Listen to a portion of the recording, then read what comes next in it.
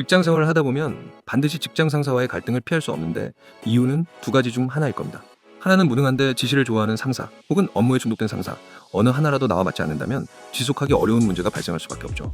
이쯤에서 직장 상사를 해고하고 싶은 심정이 느껴진다면 오늘 영상에서는 합법적으로 직장 상사에게 통쾌하게 복수하고 상사를 해고하는 방법을 소개하겠습니다. 직장 생활을 하다 보면 직장을 관두고 싶은 욕구가 치밀어오르고 심지어는 369 법칙이라며 3년, 6년, 9년에 한 번씩 이직이나 퇴사를 고려할 만큼 큰 심리적 고비가 찾아오기도 하죠.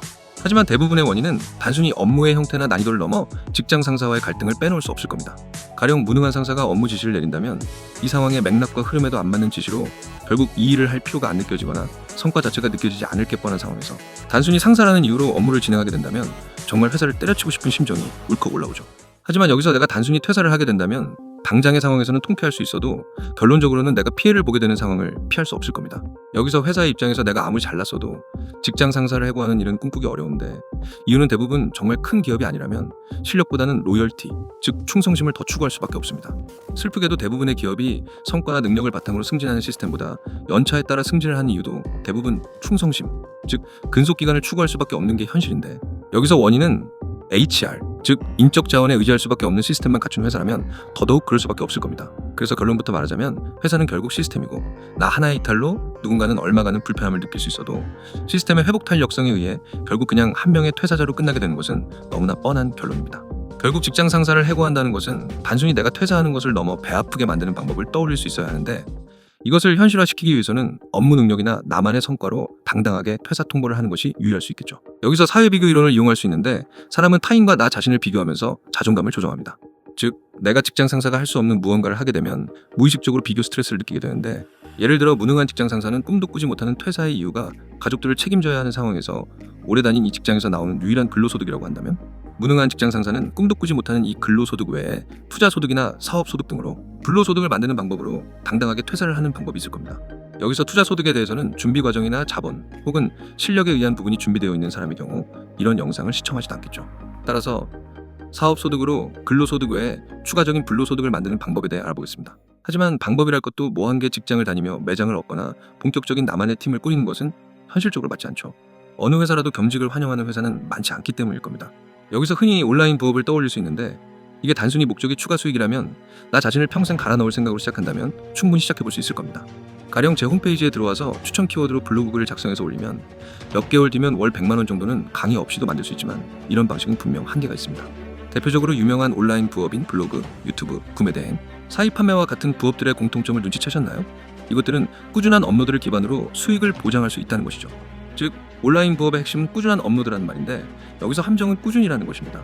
거의 대부분의 사람들은 이거 어렵지도 않네라며 꾸준히에 도전하게 됩니다. 하지만 막상 정말 꾸준히를 실천할 수 있는 사람은 1%도 되지 않는 것이 현실이죠. 정말 근로소득 외에 사업소득을 통한 불로소득을 만들기 위해서는 꾸준함을 시스템으로 대체해야만 가능합니다. 예를 들어 한 달에 누군가에게 500만 원 이상의 수익을 약속하고 꾸준하게 글을 쓰게 한다면 가능할 수 있을 겁니다. 급여가 높으니 담당자가 관두더라도 새로운 사람을 구하기도 쉽겠죠. 하지만 현실은 한 달에 100만 원도 안 벌리거나 그 정도 수익이 발생하는 상황에서 내 월급보다 높은 돈을 버리는 것은 무모하다고 할 수 있는데 여기서 AI나 자동화를 생각했다면 아마 기회비용이 더 크다는 것을 언젠가 눈치채게 될 것입니다. 해보신 분들도 있겠지만 저도 많은 외주 의뢰를 받아 이런 자동화 컨텐츠 프로젝트를 진행하고 납품했지만 이것은 정상적으로 꾸준한 수익을 약속할 수 없다는 것을 알 수밖에 없습니다. 원인은 양산형 컨텐츠는 그럴싸해 보일지라도 모든 플랫폼에서 AI 컨텐츠를 경고하며 배제하는 로직이 발생하는 이유는 정상적인 사람들의 반응을 끌어내지 못하기 때문인데 이 말이 와닿지 않는 분들은 한번 시도해보시고 다시 이 영상을 찾는 본인을 발견할 수 있을 겁니다. 가장 큰 원인은 플랫폼에 의존하고 결국 로직에 맞게 항상 대비를 해야 한다는 것인데 이건 직장 생활을 했던 사람들이라면 수익 없이 1년 정도는 아무렇지 않을 돈과 시간을 확보한 뒤 확신이 있는 비즈니스와 마케팅 그리고 심리학과 프로그래밍 등을 최상의 수준으로 마스터하더라도 어려울 수밖에 없을 겁니다. 이유는 명확한데 실력이 아닌 요령만 파괴된다는 것은 결국 실력이 없으면 요령도 부릴 수 없는 이유와 같죠. 즉, 돌아가지 않는 방법은 실력 본질로 승부를 봐야 한다는 것이고 본질이란 사람의 욕구를 파악하고 도움되는 무언가를 제시할 수 있다는 것입니다. 이쯤에서 그래서 어쩌라는 건데 싶을 수 있는데 이제 본격적으로 프로그래밍과 로직 그리고 행동심리학 등 모든 것을 공부하고 시도하는 것보다 간단한 방법을 소개하겠습니다.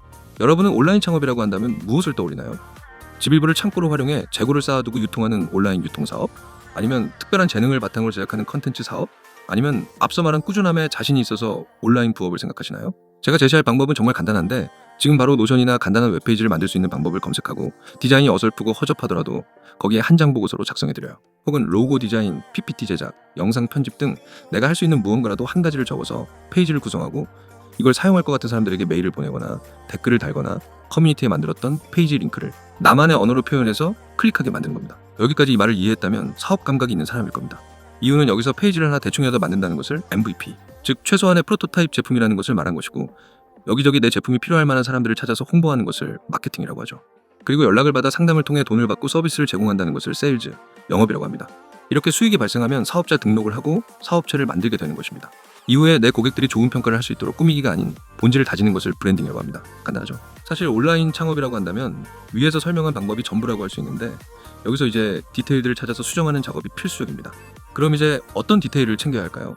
이 채널에서는 로직이 변경되거나 특정 플랫폼에서 수익을 올리는 방법을 설명하는 것이 아닌 사업의 본질을 다루기에 여러분들이 모르는 것을 직접 질문을 만들 수 있도록 가이드를 하려고 합니다. 따라서 지금 당장 페이지를 만들기 위해 카피라이팅, 웹페이지 제작, SEO, 마케팅, 영업 스킬 등 앞으로 필요한 하나하나에 대해 다룰 예정입니다. 같이 갈 준비를 마치셨다면 영상 좋아요와 채널 구독 부탁드리며 다음에 더 유용한 디테일로 돌아오겠습니다. 감사합니다. 이상 IT백수였습니다.